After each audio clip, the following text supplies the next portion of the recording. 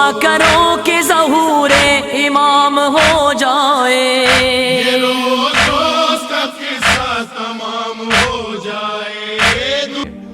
5 میں نے آپ کی خدمت میں گروہ روایات کی روشنی میں بیان کیے تھے۔ وہ پہلا وہ کہ جو صدق نیت اس کی صاف ہو اور خدا پر توکل کرتا ہو، شیطان اس سے دور ہو جاتا ہے۔ دوسرا میں نے آپ کی خدمت میں بیان کیا تھا کہ جو ذکر صبح اور شام کرتا ہے، ذکر کثرت سے کرتا ہے، شیطان اس سے دور رہتا ہے۔ تیسری چیز، جو مصیبت میں جزا و فضا نہیں کرتا، مصیبت میں شکوہ اور گلہ نہیں کرتا، صبر کرتا ہے، شیطان اس سے دور رہتا ہے۔ چوتھی چیز کہ جس سے شیطان جو ہے وہ دور رہتا ہے، وہ ہے کہ مومن بھائی کو اپنے راضی کرنا۔ اس رضا کرنے والے سے شیطان دور رہتا ہے۔ یعنی جو میں اپنے لیے پسند کروں وہ اپنے مومن بھائی کے لیے بھی پسند کروں۔ اب اس پسند کا تعلق کسی کپڑے سے نہیں ہے عزیزان محترم کہ میں نے اپنے لیے اچھے کپڑے لیے تو میں آپ کے لیے نہیں، یعنی جو چیز میں یہ سمجھتا ہوں کہ یہ میرے ساتھ نہیں ہونی چاہیے، مجھے یہ بری لگتی ہے، وہ مومن بھائی کے ساتھ بھی نہیں ہونی چاہیے۔ میں چاہوں کہ مجھے کوئی دھوکہ نہ دے تو مجھے بھی کسی کو دھوکہ نہیں دینا چاہیے۔ میں چاہوں میرا کوئی مال نہ کھائے تو مجھے بھی کسی کا مال نہیں کھانا چاہیے۔ میں چاہوں کہ میری عزت ہو، میری رسپیکٹ ہو تو مجھے دوسرے کو بھی عزت اور رسپیکٹ دینی چاہیے۔ لیکن ہمارے ہاں تو معاش بالکل الٹ ہوا ہے۔ اچھا اپنے ہیں وہ زیادہ زخم دینے والے ہوئے ہیں۔ اب اگلے کئی لوگ ملتے ہیں، آقا صاحب مال کھا گئے، مال لیا پیسے نہیں دیے۔ کون تھا؟ آقا صاحب اپنا ہی تھا،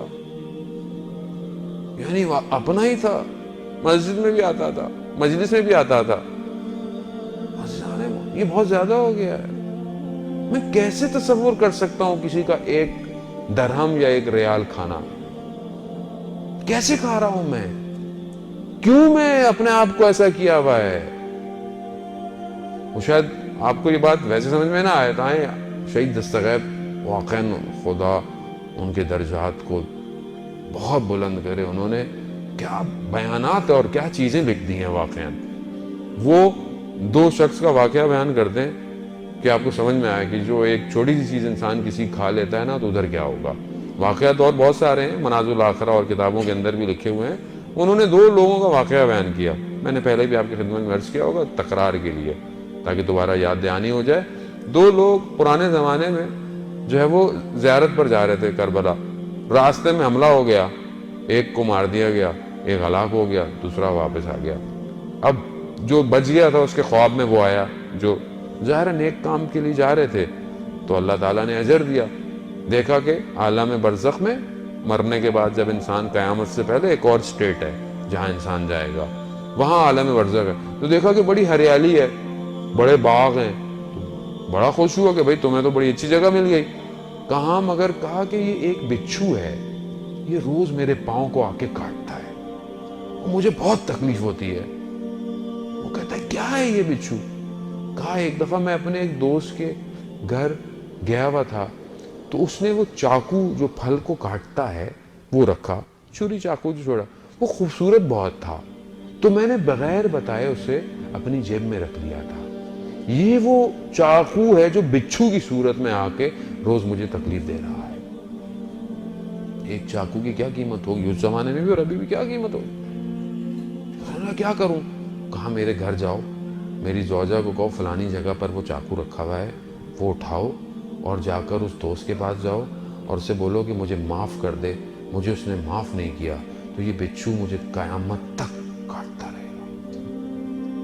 عزیزان محترم، یہاں تو ذرا سی تکلیف ہوتی ہے، ڈاکٹر، پٹیاں، ایمرجنسی، درد میں آرام آ ہی جاتا ہے، ہفتہ 10 دن مہینہ۔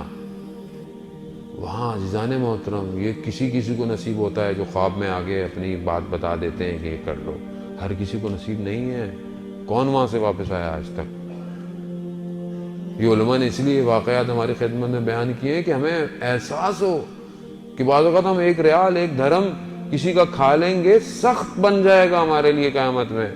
کم از کم خیال کریں، مسلمان ہو چاہے ہندو ہو چاہے کرسچن ہو، کوئی بھی ہو، حق تو حق ہے۔